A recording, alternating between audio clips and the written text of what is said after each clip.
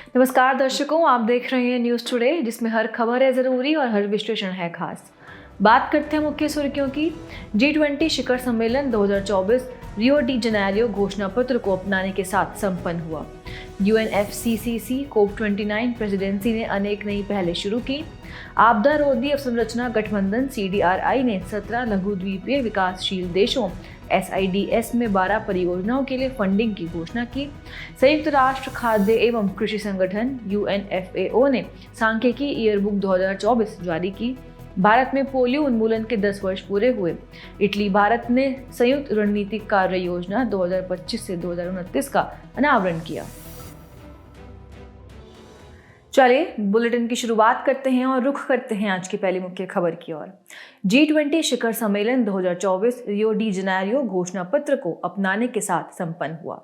आपको बता दें, G20 रियो डी जनेरियो घोषणा पत्र का उद्देश्य प्रमुख वैश्विक चुनौतियों और संकटों का समाधान करना तथा मजबूत, संधारणीय एवं समावेशी विकास को बढ़ावा देना है। G20 शिखर सम्मेलन 2024 की थीम थी एक न्यायपूर्ण विश्व और एक संधारणीय ग्रह का निर्माण, यानी building a just world and a sustainable planet. खबर की शुरुआत में सबसे पहले घोषणा पत्र के मुख्य बिंदुओं पर एक नजर डालते हैं। इस शिखर सम्मेलन में 3 प्राथमिकताओं पर ध्यान केंद्रित किया गया है। पहला है सामाजिक समावेशन तथा भुखमरी एवं गरीबी के खिलाफ लड़ाई। दूसरा है भुखमरी और गरीबी के खिलाफ वैश्विक गठबंधन। इसे गरीबी और भुखमरी उन्मूलन के लिए शुरू किया गया है। और तीसरा है स्थानीय एवं क्षेत्रीय उत्पादन, नवाचार और न्यायसंगत पहुंच के लिए वैश्विक गठबंधन। इसे उपेक्षित बीमारियों और सुबेद्य व्यक्तियों के लिए टीकों, निदान एवं अन्य स्वास्थ्य प्रौद्योगिकियों तक पहुंच को बढ़ावा देने के लिए शुरू किया जाएगा। चलिए अब खबर में आगे बढ़ते हुए सतत विकास, एनर्जी ट्रांजिशन और जलवायु कार्रवाई को भी समझ लेते हैं। इसने जलवायु परिवर्तन के खिलाफ वैश्विक लामबंदी पर टास्क फोर्स की स्थापना का स्वागत किया। जलवायु कार्रवाई के लिए विशेष रूप से विकासशील देशों के लिए निजी पूंजी प्रवाह को बढ़ावा देने हेतु संरचनात्मक बाधाओं की पहचान करने और उनका समाधान करने के लिए इनकी स्थापना की गई है। इसी के साथ अब वैश्विक गवर्नेंस संस्थाओं में सुधारों को देखें तो 21वीं सदी की वास्तविकताओं और मांगों के अनुरूप संयुक्त राष्ट्र सुरक्षा परिषद में सुधार करने का संकल्प लिया गया। यह सुधार इसे अधिक समावेशी, प्रभावी, लोकतांत्रिक और जवाबदेह बनाने आदि पर केंद्रित होगा। इसी के साथ ही बेहतर, बड़े और अधिक प्रभावी बहुपक्षीय विकास बैंकों MDBs के लिए G20 रोड मैप का समर्थन किया गया है। अंत में भुखमरी और गरीबी के खिलाफ वैश्विक गठबंधन के बारे में भी समझ लेते हैं। इसका उद्देश्य भुखमरी और गरीबी उन्मूलन के लिए वैश्विक प्रयासों में तेजी लाना है। भारत सहित 148 देश इसके सदस्य हैं। इसके लक्ष्यों की बात करें तो इसमें 2030 तक निम्न और निम्न मध्यम आय वाले देशों में नकद हस्तांतरण कार्यक्रमों के माध्यम से 500 मिलियन लोगों तक पहुंचना और सुबेद्य देशों में अतिरिक्त 150 मिलियन बच्चों को उच्च गुणवत्ता वाला स्कूली भोजन उपलब्ध कराना आदि शामिल है। बढ़ते हैं अगली मुख्य खबर की तरफ। UNFCCC COP29 प्रेसिडेंसी ने अनेक नई पहलें शुरू की। हाल ही में जलवायु परिवर्तन पर संयुक्त राष्ट्र फ्रेमवर्क कन्वेंशन की COP29 प्रेसिडेंसी ने ऑर्गेनिक अपशिष्ट से मीथेन न्यूनीकरण घोषणा पत्र और किसानों के लिए बाकू हार्मोनिया जलवायु पहल शुरू की। ये घोषणाएं वास्तव में पिछले पक्षकारों के सम्मेलनों यानी कोप्स में हुई चर्चाओं का परिणाम है। साथ ही घोषणाएं 2021 के COP26 में लॉन्च की गई ग्लोबल मीथेन प्लेज GMP को लागू करने का समर्थन करती हैं। चलिए खबर की बेहतर समझ के लिए ऑर्गेनिक अपशिष्ट से मीथेन न्यूनीकरण घोषणा पत्र के बारे में बात करते हैं। इस पर हस्ताक्षर करने वाले देशों ने ऑर्गेनिक अपशिष्ट से मीथेन उत्सर्जन कम करने के लिए अलग अलग क्षेत्रों के लिए लक्ष्य तय किए हैं। ये लक्ष्य भविष्य के राष्ट्रीय स्तर पर निर्धारित योगदान NDC के तहत प्राप्त किए जाएंगे। इसके साथ ही देशों ने अलग अलग क्षेत्रकों से मीथेन उत्सर्जन की कमी के लक्ष्य की प्राप्ति के लिए नीतियों और रोड मैप को लागू करने की प्रतिबद्धताएं भी व्यक्त की हैं। आपको बता दें कि ऑर्गेनिक अपशिष्ट मानवीय गतिविधियों से मीथेन उत्सर्जन का तीसरा सबसे बड़ा स्रोत है। प्रथम 2 सबसे बड़े स्रोत कृषि और जीवाश्म ईंधन हैं। इतना ही नहीं, इस घोषणा पत्र को संयुक्त राष्ट्र जलवायु कार्यक्रम UNEP द्वारा आयोजित जलवायु और स्वच्छ वायु गठबंधन CCAC के सहयोग से विकसित किया गया है। CCAC की बात करें तो यह एक स्वैच्छिक साझेदारी है। इसकी स्थापना 2012 में हुई थी। इसका उद्देश्य methane, black carbon, hydrofluorocarbon HFC और शोभमंडलीय ओजोन जैसे अल्पकालिक जलवायु प्रदूषकों SLCPs को कम करना है। इस घोषणा पत्र पर 35 देशों ने हस्ताक्षर किए हैं कि देश ऑर्गेनिक अपशिष्ट से 47% वैश्विक मीथेन उत्सर्जन के लिए जिम्मेदार हैं। इस घोषणा पत्र पर भारत ने हस्ताक्षर नहीं किया है। अब किसानों के लिए बाकू हार्मोनिया जलवायु पहल को भी समझने का प्रयास करते हैं। यह एक नया एग्रीगेटर प्लेटफॉर्म है। इसे COP29 अजरबैजान प्रेसिडेंसी ने संयुक्त राष्ट्र खाद्य एवं कृषि संगठन UNFAO के साथ मिलकर लॉन्च किया है। इसका उद्देश्य किसानों को जलवायु अनुकूल एग्री फूड सिस्टम्स में बदलाव का समर्थन करने, निवेश बढ़ाने और किसानों, विशेष रूप से महिलाओं एवं युवाओं को सशक्त बनाने वाले अलग अलग कार्यक्रमों को जानने में मदद करना है। इसे food and agriculture for sustainable transformation FAST fast साझेदारी के तहत UNFAO होस्ट करेगा। आपको बता दें कि फास्ट एक बहु हितधारक प्लेटफॉर्म है। इसे 2022 में आयोजित COP27 में स्थापित किया गया था। यह सर्वाधिक संकट झेल रहे लोगों के लिए एग्री फूड सिस्टम्स में जलवायु वित्त पोषण की मात्रा और गुणवत्ता बढ़ाने के लिए कार्य करता है। तो अब बढ़ते हैं अगले मुख्य खबर की तरफ। आपदा रोधी अवसंरचना गठबंधन CDRI ने 17 लघु द्वीपीय विकासशील देशों SIDS में 12 परियोजनाओं के लिए फंडिंग की घोषणा की।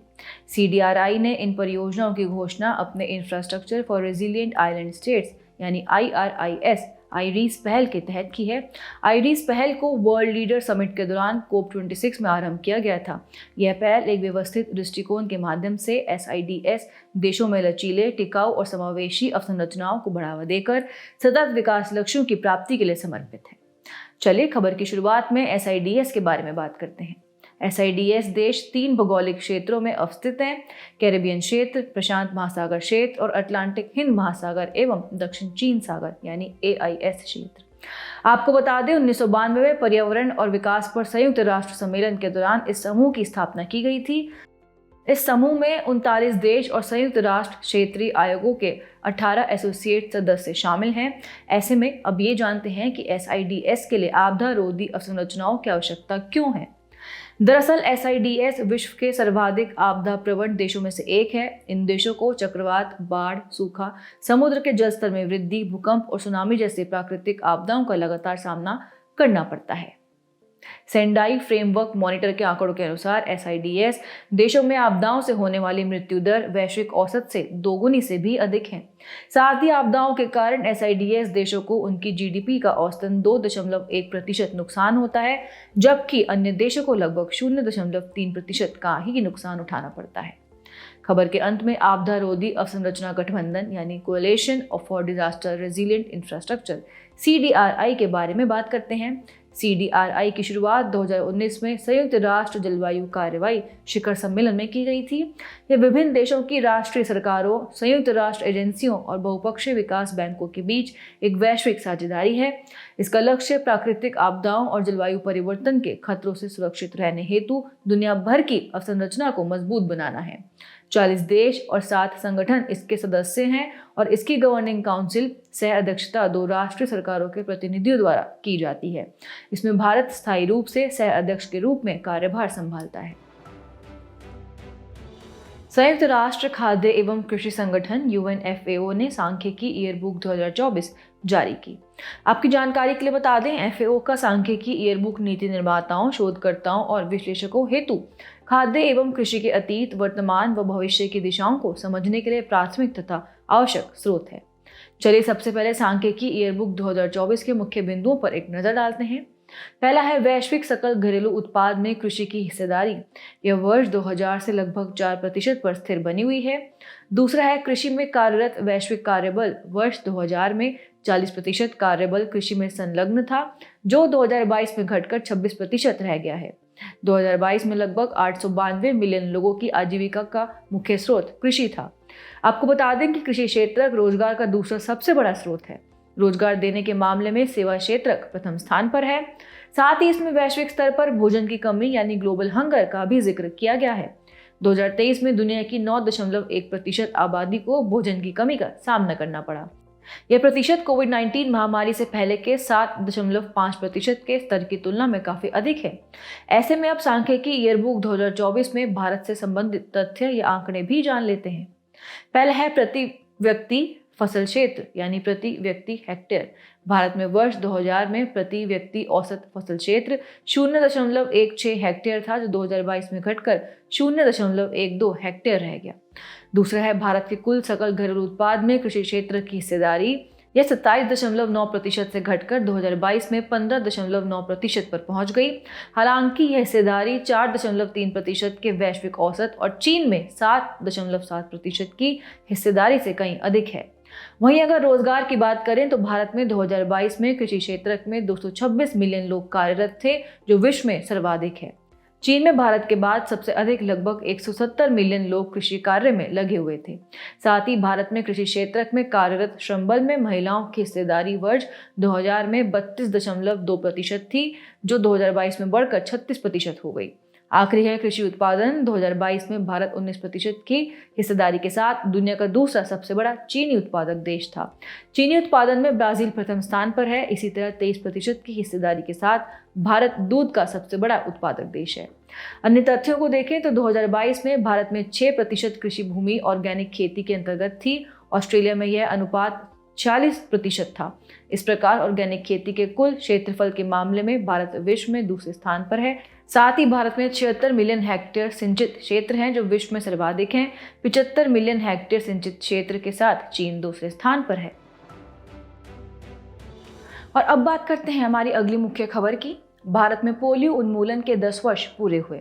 आपको बता दें, मार्च 2014 में विश्व स्वास्थ्य संगठन WHO ने भारत को कुछ मानदंडों को पूरा करने के आधार पर पोलियो मुक्त घोषित किया था। इन मानदंडों में 3 वर्ष तक वाइल्ड पोलियो वायरस के संक्रमण का कोई भी मामला न होना, मजबूत निगरानी प्रणाली तथा पोलियो वायरस के शेष स्टॉक को नष्ट करना आदि शामिल होता है।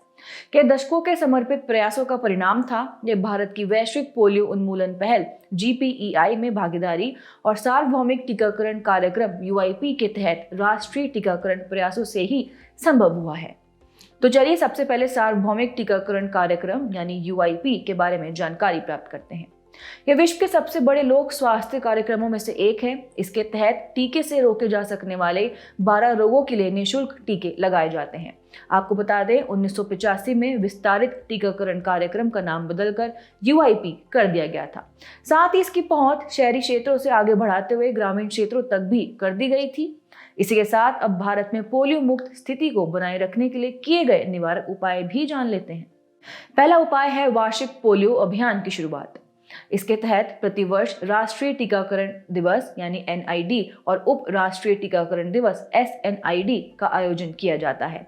इनका उद्देश्य बच्चों में प्रतिरक्षा प्रणाली के स्तर को उच्च बनाए रखना है और यह सुनिश्चित करना है कि कोई भी बच्चा टीकाकरण से वंचित ना रह जाए। दूसरा है निगरानी और सीमाओं पर टीकाकरण। अंतर्राष्ट्रीय सीमाओं पर टीकाकरण से पोलियो प्रभावित क्षेत्रों से भारत में फिर से पोलियो वायरस के प्रवेश के जोखिम को कम करने में मदद मिलती है। इसके अलावा इनएक्टिव पोलियो वैक्सीन IPV भी एक उपाय है। इसे 2015 में अपनाया गया था। यह वैक्सीन पोलियो विशेषकर टाइप 2 पोलियो वायरस के खिलाफ अतिरिक्त सुरक्षा प्रदान करती है। और आखिरी है मिशन इंद्रधनुष। इसे 2014 में शुरू किया गया था। इसका उद्देश्य टीकाकरण कवरेज को 90% तक बढ़ाना है। इसके तहत टीकाकरण के निम्न दर वाले दुर्गम क्षेत्रों पर विशेष ध्यान दिया जाता है। और अंत में पोलियो माइलाइटिस यानी पोलियो के बारे में भी बात कर लेते हैं। यह अत्यधिक संक्रामक वायरल रोग है जो मुख्यतः 5 वर्ष से कम आयु के बच्चों को प्रभावित करता है। यह व्यक्ति से व्यक्ति में मुख्यतः फेकल ओरल रूट से फैलता है। कभी कभी यह किसी सामान्य माध्यम जैसे दूषित जल या भोजन द्वारा भी फैलता है। आंत में पहुंचने के बाद इसकी संख्या में वृद्धि होने लगती है। तत्पश्चात की तंत्रिका तंत्र पर आक्रमण कर सकता है, जिससे पक्षाघात हो सकता है। चलिए अब दुनिया भर में वाइल्ड पोलियो वायरस स्ट्रेन की मौजूदा स्थिति पर भी एक नजर डाल लेते हैं। टाइप 1 में 2022 तक के आंकड़ों के अनुसार ये पाकिस्तान और अफगानिस्तान में एंडेमिक बना हुआ है। वहीं टाइप 2 की बात करें तो इसका 1999 में उन्मूलन हो गया था और टाइप 3 का 2020 में उन्मूलन हो गया था। आपको बता दें कि टीका जनित पोलियो तब होता है जब ओरल पोलियो वैक्सीन यानी OPV में अटेन्युएटेड स्ट्रेन उत्परिवर्तित हो जाता है। अतः इस उत्परिवर्तन के चलते यह वायरस निम्न टीकाकरण कवरेज वाली आबादी में पक्षाघात करने की क्षमता पुनः प्राप्त कर सकता है।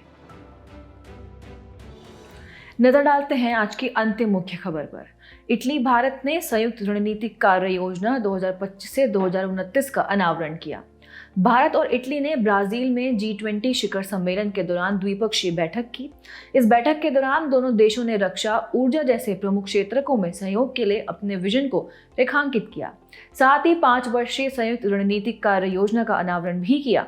चलिए खबर की शुरुआत में संयुक्त रणनीतिक कार्य योजना 2025 से 2029 के मुख्य बिंदुओं पर एक नजर डालते हैं। सबसे पहला है आर्थिक सहयोग। दोनों देश संयुक्त आर्थिक सहयोग आयोग और खाद्य प्रसंस्करण पर कार्य समूह के माध्यम से हरित प्रौद्योगिकी, फार्मास्यूटिकल्स जैसे क्षेत्रों में व्यापार एवं निवेश को बढ़ावा देने पर सहमत हुए हैं। दूसरा है कनेक्टिविटी। दोनों देशों ने भारत मध्य पूर्व यूरोप आर्थिक गलियारे IMEEC पर सहयोग करने पर सहमति व्यक्त की। IMEEC एक रणनीतिक पहल है जिसका उद्देश्य भारत, मध्य पूर्व और यूरोप के बीच कनेक्टिविटी व व्यापार को बढ़ाना है। अगला है विज्ञान एवं प्रौद्योगिकी। दोनों पक्षों ने आर्टिफिशियल इंटेलिजेंस यानी AI एवं डिजिटलीकरण जैसी महत्वपूर्ण प्रौद्योगिकियों में सहयोग बढ़ाने पर सहमति व्यक्त की है। साथ ही वैज्ञानिक एवं प्रौद्योगिकी सहयोग के लिए 2025 से 27 कार्यकारी कार्यक्रम के कार्यान्वयन पर भी सहमति व्यक्त की गई है। दोनों देशों ने शैक्षणिक और औद्योगिक सहयोग को बढ़ावा देने के लिए एक नए Indo Italian innovation and incubation exchange programme की भी शुरुआत की है। वहीं अगर एनर्जी ट्रांजिशन को देखें तो दोनों देश तकनीकी शिखर सम्मेलन आयोजित करने तथा वैश्विक जैव ईंधन गठबंधन और अंतर्राष्ट्रीय सौर गठबंधन जैसे गठबंधनों को मजबूत करने पर भी सहमत हुए हैं। और आखिरी है रक्षा सहयोग। दोनों पक्षों ने रक्षा मामलों में समन्वय में सुधार के लिए वार्षिक संयुक्त रक्षा सलाहकारी JDC बैठकें और संयुक्त स्टाफ वार्ता JST आयोजित करने का निर्णय लिया और रक्षा विनिर्माण में सहयोग को बढ़ावा देने के लिए रक्षा औद्योगिक रोडमैप स्थापित करने पर भी चर्चा की। चलिए खबर के अंत में भारत और इटली के बीच का संबंध भी समझ लेते हैं। सबसे पहले राजनीतिक संबंध को देखें तो भारत और इटली के बीच राजनयिक संबंध 1947 में स्थापित हुए थे। आर्थिक संबंध की बात करें तो इटली यूरोपीय संघ में भारत का चौथा सबसे बड़ा व्यापारिक साझेदार है। 2022-23 में दोनों देशों के बीच द्विपक्षीय व्यापार 14.253 बिलियन अमेरिकी डॉलर को पार कर गया था। व्यापार संतुलन भारत के पक्ष में है। आपको बता दें, इटली में भारतीय प्रवासियों की संख्या अनुमानत 2 लाख है। सुरक्षित और वैध प्रवास की सुविधा के लिए भारत व इटली के बीच प्रवासन और आवागमन साझेदारी समझौता 2023 संपन्न हुआ है। चलिए बुलेटिन के आखिर में बढ़ते हैं आज की संक्षिप्त सुर्खियों की तरफ। दूसरा भारत ऑस्ट्रेलिया वार्षिक शिखर सम्मेलन रियो डी जनेरियो में आयोजित हुआ। इसका आयोजन G20 शिखर सम्मेलन 2024 के दौरान किया गया। हाल ही में भारत ने नियर ईस्ट में फिलिस्तीन शरणार्थियों के लिए संयुक्त राष्ट्र राहत और कार्य एजेंसी UNRWA को 2.5 मिलियन अमेरिकी डॉलर की दूसरी किस्त जारी की। इसके साथ ही 2024-25 के लिए $5 मिलियन के वार्षिक योगदान की भागीदारी की प्रतिबद्धता पूरी हो गई है। भारतीय थल सेना ने गुजरात में बहुपक्षीय वार्षिक संयुक्त मानवीय सहायता और आपदा राहत HADR अभ्यास संयुक्त विमोचन 2024 का आयोजन किया। यूक्रेन ने रूस पर हमला करने के लिए संयुक्त राज्य अमेरिका में निर्मित ATACMS मिसाइलों का इस्तेमाल किया। ATACMS सतह से सतह पर मार करने वाली लंबी दूरी की गाइडेड बैलिस्टिक मिसाइल है। अजरबैजान में आयोजित COP29 में संयुक्त अरब अमीरात यानी UAE ने वैश्विक ऊर्जा दक्षता गठबंधन ग्लोबल एनर्जी एफिशिएंसी अलायंस शुरू किया। अजरबैजान की राजधानी बाकू में आयोजित UNFCCC COP29 में यह घोषणा की गई कि जीवाश्म ईंधन और प्रसार संधि यानी FFNPT पर चर्चा में 10 और देश शामिल हो गए हैं। FFNPT की संकल्पना 2016 में की गई थी और इसे आधिकारिक तौर पर 2019 में लॉन्च किया गया था। IIT बॉम्बे के वैज्ञानिकों ने एरोट्रैक नामक जल प्रदूषक पता लगाने वाला एक पोर्टेबल उपकरण विकसित किया है। एरोट्रैक उपकरण जल के नमूनों से हानिकारक एरोमेटिक जेनोबायोटिक प्रदूषकों जैसे फिनॉल, बेंजीन और जाइलेनॉल का पता लगाने के लिए प्रोटीन आधारित बायोसेंसर का उपयोग करता है। हाल ही में अफ्रीकी पेंगुइन को IUCN रेड लिस्ट में क्रिटिकली एंडेंजर्ड के रूप में सूचीबद्ध किया गया। ये पेंगुइन की एकमात्र प्रजाति है जो अफ्रीका में पाई जाती है। हाल ही में वैज्ञानिकों ने एक नया बायोप्लास्टिक विकसित किया है। इसे mechanical engineered living materials with compostability, healability and scalability MECHS नाम दिया गया है। भारतीय नौसेना के युद्धपोतों के लिए यूनिफाइड कॉम्प्लेक्स रेडियो एंटीना यानी यूनिकॉर्न मस्तूलों के सह विकास हेतु भारत सरकार ने जापान के साथ कार्यान्वयन ज्ञापन यानी मेमोरेंडम ऑफ इम्प्लीमेंटेशन पर हस्ताक्षर किए। जाने से पहले आपकी समझ की परीक्षा के लिए डालते हैं एक नजर हमारे स्पेशल सेगमेंट प्रश्नोत्तरी पर।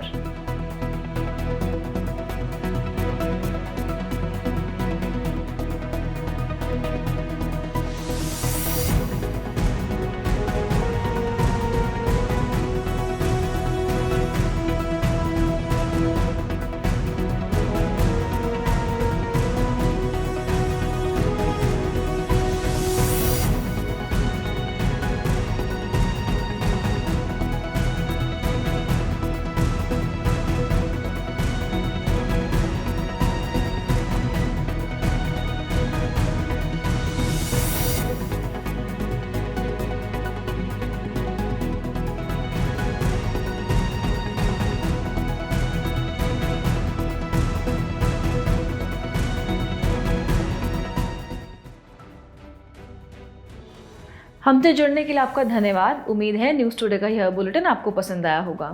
न्यूज़ टुडे की PDF को डाउनलोड करने के लिए और आज की क्विज के उत्तर के लिए डिस्क्रिप्शन में दिए गए लिंक्स पर क्लिक कीजिए।